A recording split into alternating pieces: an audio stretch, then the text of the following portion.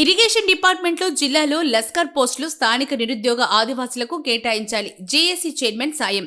భద్రాచలం శుక్రవారం నాడు ఐటీడీఏ ఆవరణలో ఆదివాసీ సంఘాల జాయింట్ యాక్షన్ కమిటీ ఆధ్వర్యంలో జరిగిన సమావేశంలో ఆదివాసీ సంఘాల joint action committee chairman Payam Satyanarayana మాట్లాడుతూ, ముఖ్యంగా భద్రాద్రి కొత్తగూడెం జిల్లాలో అత్యధికంగా గిరిజనులు మరియు ఆదివాసులు సన్న, చిన్నకారు, పేద ఆయకట్టు రైతులు వ్యవసాయం సాగు చేస్తున్నారని, ప్రభుత్వ చెరువులు కానీ, ప్రైవేటు చెరువులు, ప్రాజెక్టు కెనాల్ కాలువలు పరిధిలో ఉన్నటువంటి ఆయకట్టు రైతు భూములకు నీరు సరఫరా చేయటకు ఇరిగేషన్ డిపార్ట్మెంట్ నుండి ఈ మధ్యకాలంలో ఉద్యోగ నియామకాల నోటిఫికేషన్ విడుదల చేశారని, అందులో ముఖ్యంగా భద్రాచలం, పినపాక, అశ్వరావుపేట నియోజకవర్గ ఎమ్మెల్యేలు శ్రద్ధ తీసుకోవాలని విజ్ఞప్తి చేశారు.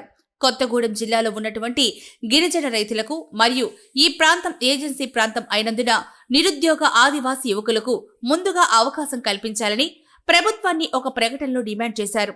ఈ యొక్క కార్యక్రమంలో ఆదివాసీ లాయర్స్ ఫోరం చీమల నరసింహారావు, కోర్షా కృష్ణార్జునరావు, కోర్షా నరేష్, ప్రకాష్, వజ్జ నరసింహారావు, పూనెం వరప్రసాద్, కాక సురేష్ తదితరులు పాల్గొన్నారు. భద్రాచలం ఐటీడీ ప్రాంగణంలో ఈరోజు గోండ్వాన సంక్షేమ పరిషత్తు మరియు ఆదివాసీ సంఘాల joint action committee chairman Satyanarayana గారు మరి ఈరోజు తెలంగాణ రాష్ట్రంలో కొత్తగా ఈ మధ్యకాలంలో 153 పోస్టులు ఏజెన్సీ ప్రాంతంలో ఉన్నటువంటి ఇరిగేషన్ డిపార్ట్మెంట్లో మరి 1,00,000 పోస్టులు మరి కొన్ని ప్రభుత్వము ప్రకటించింది. మరి అందులో భాగంగా ఈ యొక్క పోస్టులు ఇక్కడ స్థానికంగా ఉన్నటువంటి నిరుద్యోగ ఆదివాసీలకు ఇవ్వాలని ప్రత్యేకమైన డిమాండ్. ఎందుకంటే ఇక్కడ ఈ ప్రాంతంలో కానీ ఏజెన్సీలో ఉద్యోగ ఉపాధి అవకాశాలు లేక చాలామంది ఆదివాసులు ఉద్యోగులుగా మరి ఖాళీగా ఉంటున్నారు. ఈ యొక్క చిన్న పోస్టులు కూడా మరి ఇక్కడున్న ఎమ్మెల్యేలు, ఎంపీలు యొక్క పైరులతోటి నాన్ ట్రైబల్కి మరి వాళ్ళు దారదత్తం చేస్తున్నారు.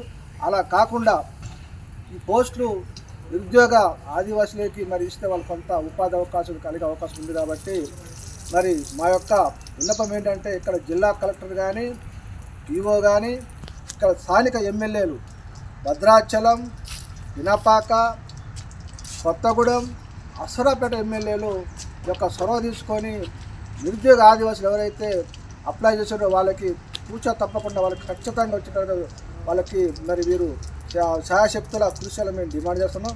అలాగనే ఈ ప్రాంతంలో మరి ఎంతో కాలంగా మరి గతంలో నుండి ఇక్కడ తాలిపేరు ప్రాజెక్టు ఉంది.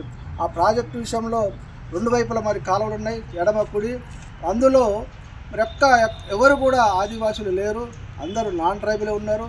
మరి అట్లనే ఇప్పుడు ఇక్కడ మరి సీతారాం ప్రాజెక్టుల విషయంలో కూడా మరి ప్రభుత్వము ఇక్కడున్న ఏదైతే ఆదివాసీ ప్రాంతంలో ఉన్నటువంటి నీళ్లు మరి మైదాన ప్రాంతాన్ని తీసుకుపోతున్నాయి. కాబట్టి ఈ ప్రాంతంలో ఉన్న కాలువలో మరి అది ఇక్కడ పనిచేయాలంటే స్థానిక ఆదివాసులకు ఇవ్వాలని మేము డిమాండ్ చేస్తున్నాం.